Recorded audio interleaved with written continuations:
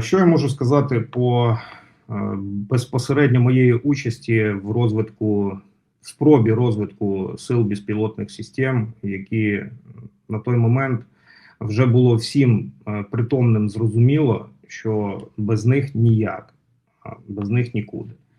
Я раніше там розповідав про свій певний досвід, про те, завдяки чому саме 110-та бригада територіальної оборони утримала 50-кілометровий фронт спочатку, потім трошки менший, 30-кілометровий фронт.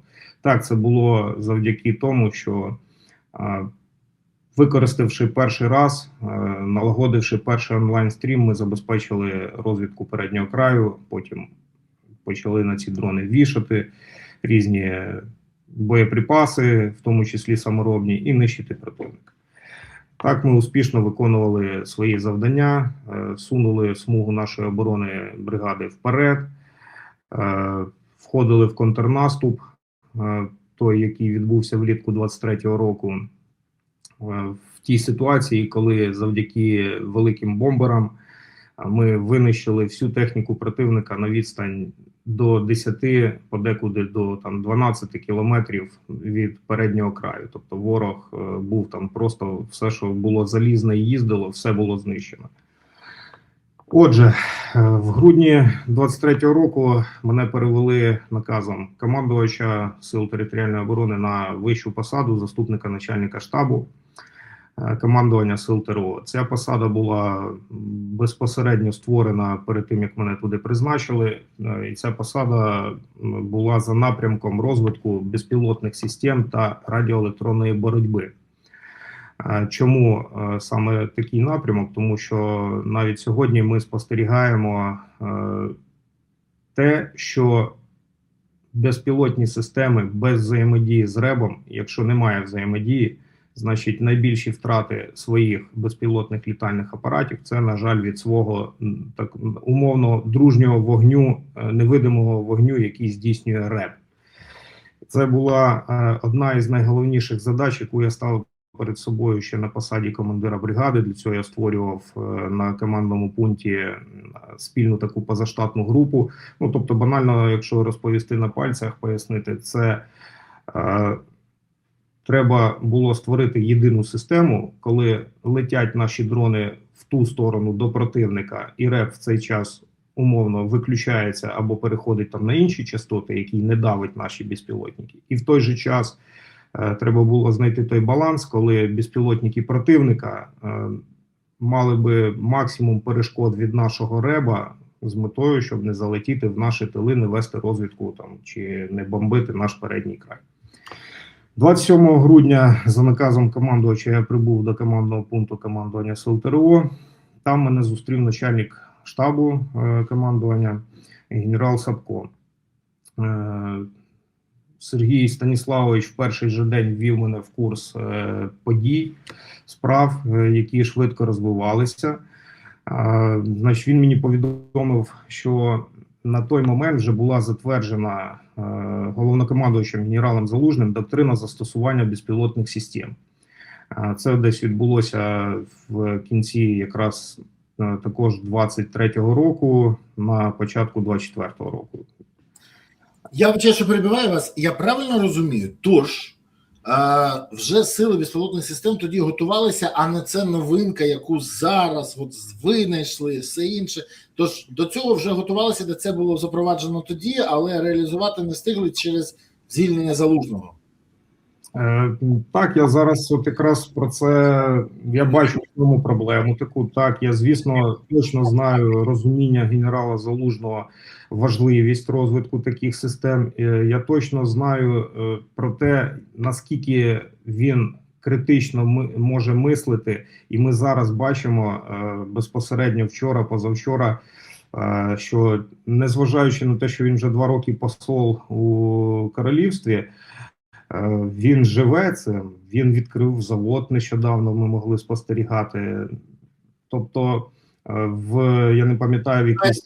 В Британії це він спільний був на відкритті заводу, який відкрила Україна і Британія по спільному виробництву дронів. Так, саме про це я і кажу. Тобто, Він та людина, яка могла передбачати наперед, яка гнучко мислила і, відповідно, бачачи перспективу, найголовніше, перспективи бачать, наприклад, всі, але ще й потрібні своєчасні рішення. І він ці рішення приймав своєчасно. Але чи мав він можливості їх реалізувати, от я зараз хотів би розповісти далі. Тому що, знову ж таки, продовжуючи, генерал Сапко мені повідомив, що є, я не можу зараз точно сказати, чи наказ письмовий, чи розпорядження, я впевнений, що все це лежить в архівах і, можливо, колись комусь стане дуже цікаво, це все може бути піднято і досліджено, що є наказ розпорядження генерала Залужного, яким передбачалося провести цілий широкомасштабний комплекс заходів по підготовці на базі саме Сил територіальних оборони 15 тисяч пілотів БПЛА для всіх Збройних сил України, не тільки для ТРО. Тобто, ну, як головнокомандувач, він переживав за всі Збройні сили. Така задача стояла підготувати таку кількість пілотів, 15 тисяч, повторюся, до кінця 2024 року.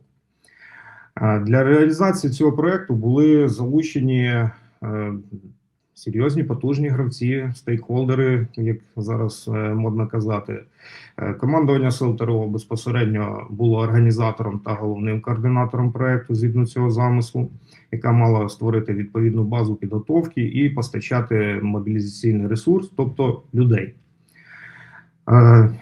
Мінцифри до цього було залучено, і ви також мали можливість всі чути такі проекти під назвою як «Армія дронів» там і інші.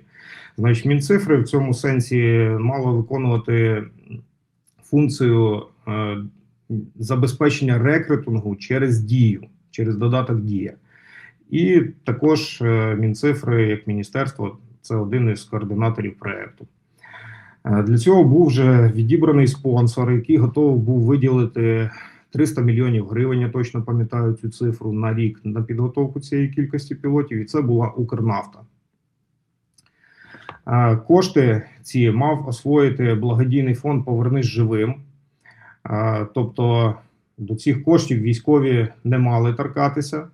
І, зокрема, «Повернись живим» мав з цими коштами забезпечити проживання особового складу цих майбутніх пілотів, харчування. Також ми розуміли, що потужностей на той момент Сил ТРО не вистачало для охоплення такої маси людей для підготовки.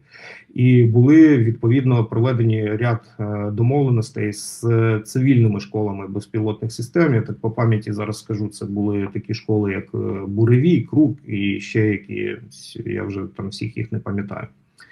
Я включився в цю роботу відразу після того, як генерал Сапко мене ввів в курс справи, прокомунікував особисто з кожним керівником того відомства або організації, про які я зараз озвучив.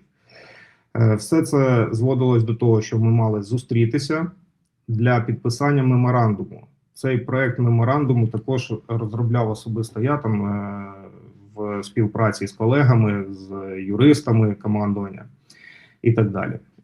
Тобто, отаке було бачення головнокомандувача Залужного на той момент. Значить, я ще додам, що точно пам'ятаю, на цю зустріч для підписання меморандуму генералом Залужним був делегований його заступник генерал Майсюк. Я з ним на той момент безпосередньо особисто не встиг поспілкуватись. Вся моя комунікація відбувалася через його помічника. Пане Олександре, скажіть, будь ласка, маленьке уточнення ще запитання, враховуючи, що ви були на початку створення цих сил. Mavic – це весільний дрон? Я з цього приводу можу згадати історію, що перше моє знайомство з Мавіком відбулося ще під час участі в операції Об'єднаних сил. Там був хлопчина з 24-ї бригади, який управляв цим Мавіком. Це було зимою, і він мені повідомив: класна в мене професія, закінчиться війна, піду знімати весілля, бо це зараз дуже круто і модно. Тому колись він був весільним дроном, мабуть, да. Зараз трохи інакше. Але повертаючись до нашої теми. Тож, скажіть, будь ласка, я правильно розумію, що генералом Залужним, тобто, була організована цілеспрямована робота, яка була направлена на досягнення важливого результату – нарощування переваги в повітрі малою безпілотною авіацією. Вірно чи ні? І чому це було так важливо саме тоді? Бо велика кількість людей про дрони тоді взагалі нічого не знали. Я ж пам'ятаю, збори на дрони майже не проходили нормально, люди не розуміли, що це. Це була саме та технологічна наша перевага, яку ми першими, я кажу про Збройні Сили в цілому, першими, на відміну від нашого противника, вивчили і почали ефективно застосовувати. Я повернуся знову ж таки до свого практичного досвіду, саме завдяки тому, що з допомогою певних цивільних шкіл, зокрема Марія Берлінська, я про це також раніше згадував, допомогла тоді бригаді, я зараз відповідаю за свою бригаду, і десь приблизно на кінець літа 22-го року в мене було в бригаді підготовлено близько 70 екіпажів дронів, і вони були забезпечені дронами, не по одному дрону, а там по декілька. Менше було дронів Аутели, там у нас були Мавіки, Матрікси потім пізніше з'явилися. Менше було дронів з нічним каналом бачення. Вони потім почали нарощуватись. Тобто я до чого? Я бачив весь передній край, кожен рух противника був мною, моїми розвідниками, всіми, хто керував боєм, помічені. Відповідно, ми могли завчасно бачити, розуміти, до чого готується противник, де він накопичується, на якому напрямку він хоче там певні дії робити. Ми працювали на випередження, наносили їм нормальне вогневе ураження, знищували їх, і поступово бригада ТРО з приданими підрозділами, це була селена сила, я вам скажу, більше 12 тисяч в період літа 22-го року в мене було в підпорядкуванні.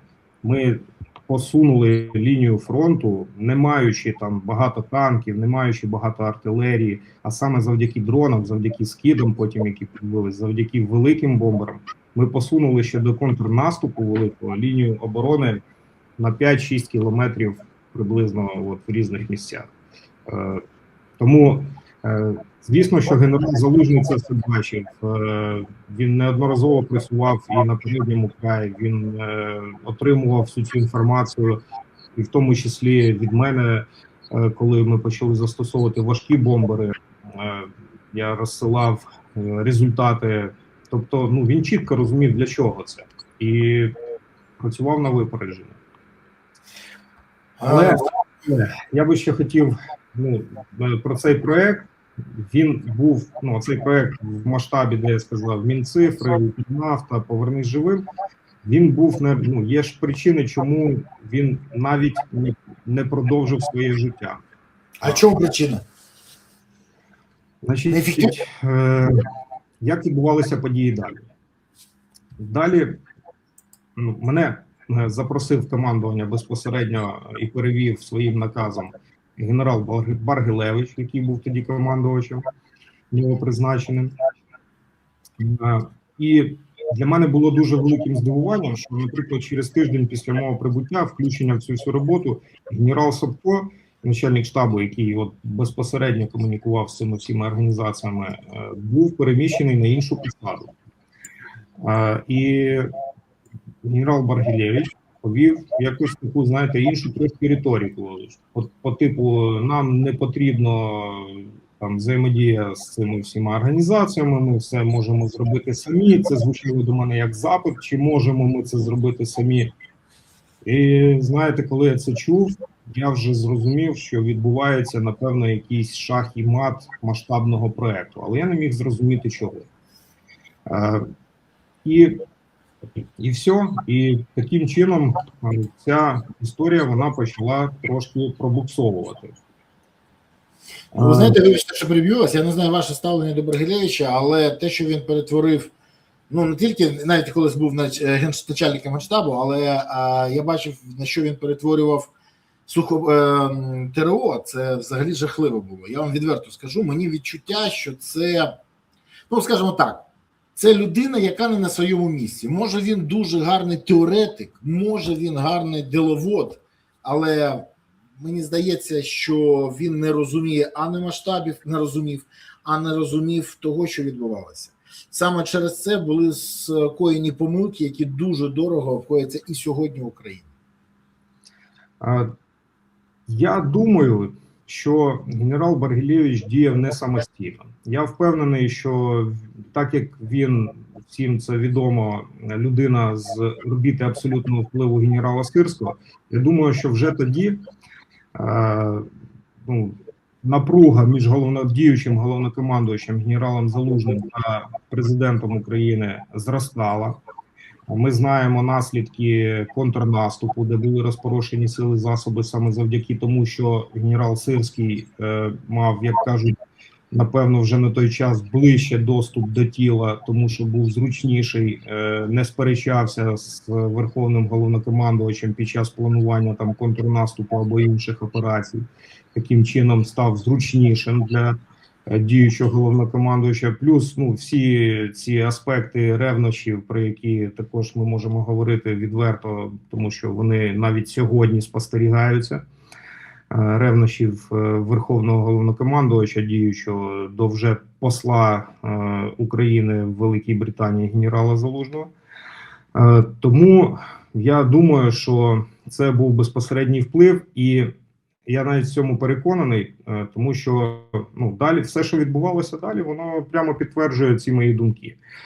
Знаєте, я ще хочу сказати, що коли почалися ці розмови від Баргілєвича, які я називаю шах і мат масштабного проекту, спілкуючись з Мінцифри, вони теж це бачили, мабуть, теж це розуміли, і всі інші стейкхолдери. І як можна планувати якийсь масштабний проект, якийсь там на певний час наперед, коли немає розуміння, коли сьогодні в нас один колір шапки на голові, як то кажуть, завтра вже інший.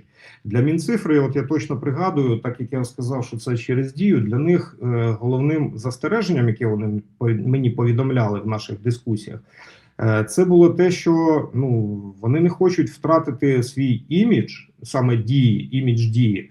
Знаєте чому? Тому що замислом рекрутингу через Дію була саме гарантія тому солдату, який подасть майбутньому солдату, який подасть заявку через Дію, що він може обрати свій підрозділ. Він може прийти саме в ту бригаду, яку він обрав, по територіальному принципу, по принципу, що він довіряє командиру. Тобто це вже було на розсуд тої людини, яка має право вільного вибору. Але в зв'язку з тим, що не було розуміння, що це все дійсно, ці домовленості, ці меморандуми мають бути виконані і виконуються безперешкодно, в них не було такої довіри. І це було не безпідставно, тому що ми бачили, що було потім. Потім ця історія закінчувалася тим, і це вже я навіть спостерігав далі при підготовці пілотів в рамках іншого проєкту. Ми брали людей, ми давали їм гарантію, але сухопутні війська, які займалися розподілом далі людей з навчальних центрів по підрозділах, вони робили це на власний розсуд. Таким чином була втрачена довіра від населення, таким чином рекрутинг, звісно, як сама форма поповнення військ, а були нерозумні начальники, які дискредитували цей рекрутинг, і ми бачимо, що зараз відбувається. Це також наслідки отих всіх подій.